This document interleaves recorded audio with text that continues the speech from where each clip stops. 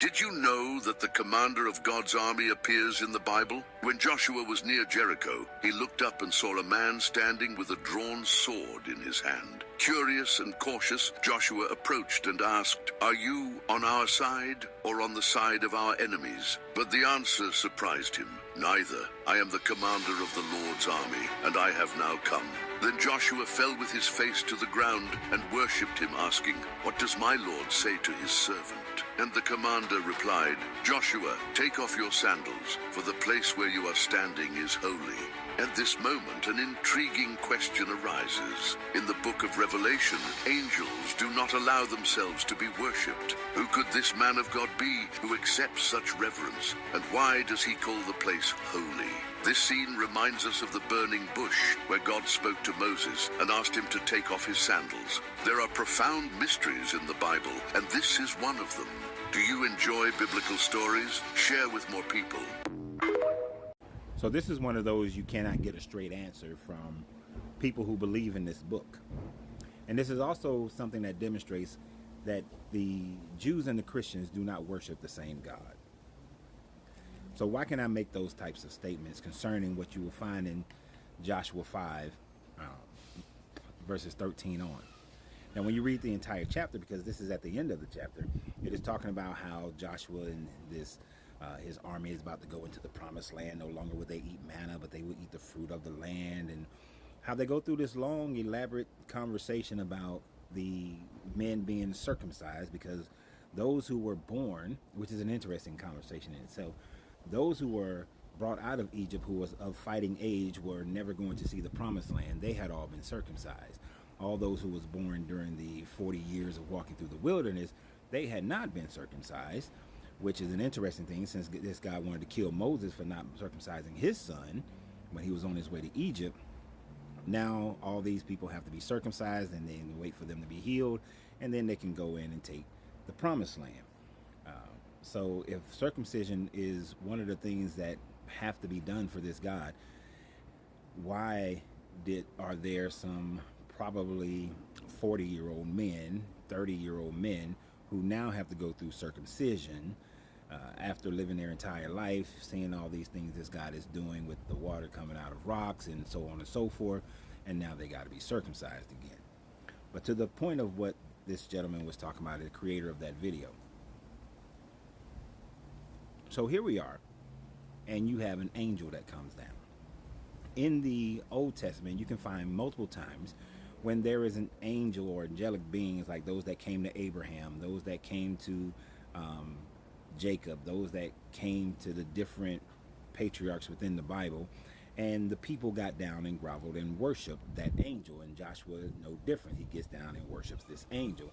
Now, isn't it interesting that the God of this Bible in the Old Testament also says that you are not supposed to worship anybody but him, but yet there is no problem with these different people, whether it's Balaam or anybody else, who bows down and worship the angels when they come. When it's Lot and he bows down and worship the angels, it doesn't matter. They can worship the angels. But of course, by the time you get into Christian writings and book of Revelations written by Hellenistic Jews, this idea of worshiping angels is now being seen politically and culturally as idolatry. So therefore, you cannot worship angels. So what do the Christians do? Well, the Christians take this piece of what they call scripture, and they will then say that the angel that showed up was Jesus. This is one of those times of how they worked Jesus into the Old Testament, by saying that because they bow down and worship, because Revelation talk about Jesus coming back with, I think it's like 70,000 angels, that this had to have been Jesus. This was a foretelling of Jesus. But yet, no one at the time frame believed that. As a matter of fact, 1,000 years after this event supposedly happened, the Masoretic text identifies this person as the Archangel Michael. So as far as those people, the Jewish people, are concerned, this is Michael and not Jesus. But yet, according to Christians, it's Jesus, because they have to force Jesus into the Old Testament. And of course, a Christian would say that the Jews are just, they missed out. They missed Jesus. They did not recognize Jesus when he came, which is very interesting that the very people that he came to save are the very people that do not recognize him.